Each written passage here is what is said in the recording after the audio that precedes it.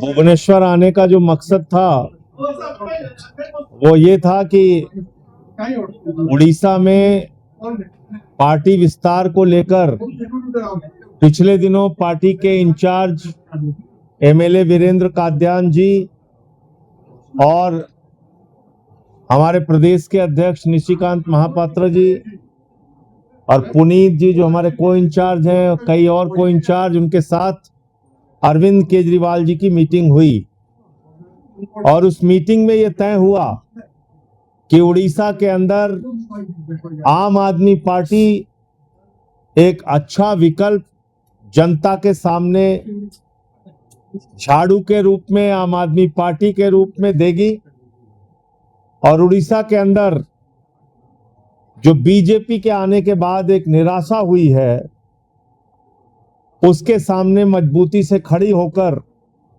और 2029 में बेहतरीन प्रदर्शन हम लोग यहां पर करेंगे।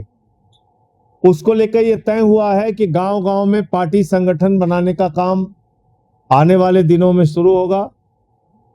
डिस्ट्रिक्ट कमेटीज, बूथ की कमेटी, ब्लॉक की कमेटी, असेंबलीज के लेवल पे संगठन निर्माण और पहला जो टारगेट है वो फरवरी मार्च में जो जिला पंचायत का चुनाव होता है उस चुनाव में आम आदमी पार्टी मजबूती से चुनाव लड़ेगी।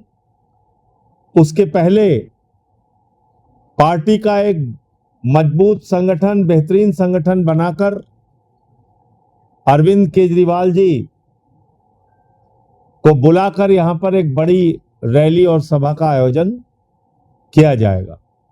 उसी संदर्भ में आज की ये प्रदेश कार्यकारिणी की मीटिंग थी जिसमें अलग अलग जिलों से कार्यकर्ता आए थे, हमारे प्रदेश के कार्यकारिणी के लोग आए थे और आगे कैसे काम करना है उसको लेके चर्चा हुई। डबल इंजन की जब सरकार बनी उड़ीसा में तो मोदी जी ने बहुत सारे वादे किए थे यहां के लोगों से और जो हमारे मुख्यमंत्री जी हैं, पता नहीं इनको याद है कि नहीं याद है, इनकी पार्टी ने वादा किया था 300 यूनिट बिजली फ्री देने का उड़ीसा के लोगों। धर्मेंद्र प्रधान जी जो हमारे शिक्षा मंत्री हैं उन्होंने भी कहा था और आज 2 साल पूरे हो गए लेकिन अब इनको अपना कोई वादा याद नहीं। दूसरा क्या हो रहा है, स्कूल बनाना प्राथमिकता नहीं है, अस्पताल बनाना प्राथमिकता नहीं है, यहां पे प्राथमिकता हो गई है मॉब लिंचिंग करना, टारगेट कर करके लोगों के साथ मारपीट करना, मारना, हत्या कर देना, जिसके लिए उड़ीसा कभी भी नहीं जाना गया। उड़ीसा की पहचान कभी भी हिंसा के रूप में नहीं हुई, दंगे फसाद, लड़ाई झगड़े, मॉब लिंचिंग के रूप में नहीं हुई। आज उड़ीसा को बदनाम करने का काम बीजेपी का शासन कर रहा है। 4 महीने तक जीतू मुंडा को अपने बहन का मृत्यु प्रमाण पत्र बनाने के लिए भटकना पड़ता है और बाद में बहन का कंकाल लेके वो बैंक के सामने पहुंच जाता है। ये दुखद दशा है। बिजली के नाम पे स्मार्ट मीटर आ गया है जो एक लूट मीटर है, अनाप शनाप उसमें बिजली का बिल आता है। तो इसलिए ऐसे तमाम मुद्दों को लेके जो जनता की जिंदगी से जुड़े हैं, आने वाले दिनों में हम लोग एक मजबूत आंदोलन उड़ीसा में खड़ा करेंगे, जनता के सवालों पर लड़ाई लड़ने का काम करेंगे। उड़ीसा के पास इतना खनिज पदार्थ है, इतना मिनरल है, कोयला हो, आयरन ओर हो, इतने प्लांट है यहाँ पे,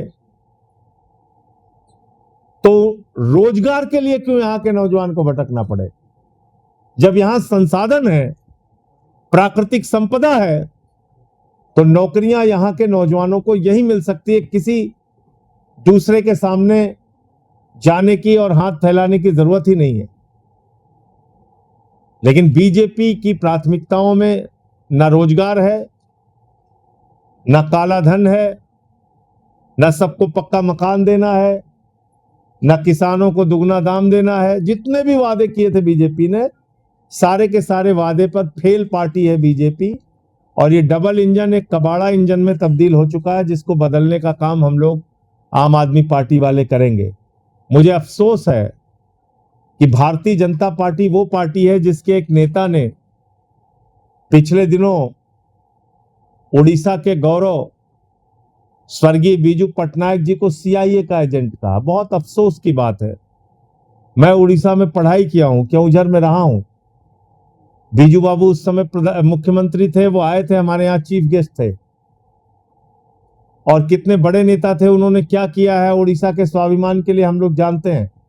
उड़ीसा के सम्मान के लिए क्या किया हम सब लोग जानते हैं। और उनको बीजेपी वाले सीआईए का एजेंट कह रहे हैं। शर्म आनी चाहिए इन लोगों को, जिनको सन ऑफ इंडोनेशिया का खिताब मिला। वो शख्स जिन्होंने पाकिस्तान और भारत की लड़ाई के समय में हमारे अधिकारियों को कश्मीर के बॉर्डर पे पहुंचाया। पाकिस्तान के साथ लड़ते हुए 47 के समय में उन्होंने अपनी भूमिका निभाई। ऐसे व्यक्ति को आप सीआईए का एजेंट कह रहे हो। तो मैं उड़ीसा के लोगों से यह भी कहना चाहता हूं कि आप अपने स्वाभिमान, सम्मान और गौरव के साथ समझौता मत कीजिए। ये डबल इंजन की सरकार जहां कहीं भी आपको चोट पहुंचाने का काम करे, सड़कों पर उतरिए और लड़िए। क्योंकि आज चुनाव को कई प्रकार से हाईजैक भी किया गया है।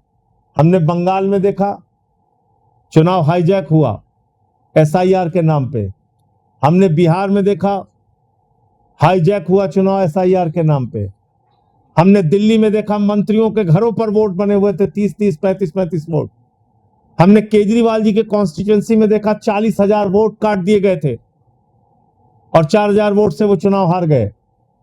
हरियाणा में घपला देखा, कर्नाटक में घपला देखा, महाराष्ट्र में घपला देखा।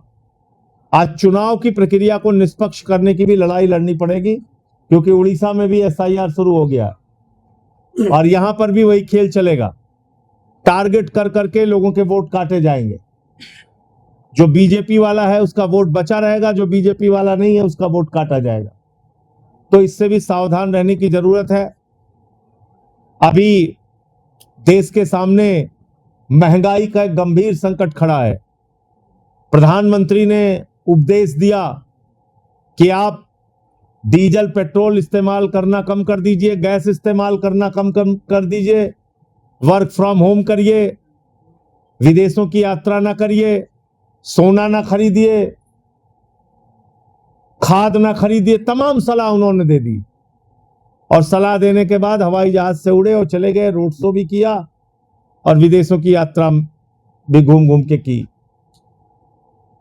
उनकी चिंता देश में महंगाई कैसे कम हो इसकी नहीं है। और ये बात मैं पत्रकार बंधुओं पूरी जिम्मेदारी से कह रहा हूं। क्यों कह रहा हूं, 1 मिनट में मैं समझाता हूं।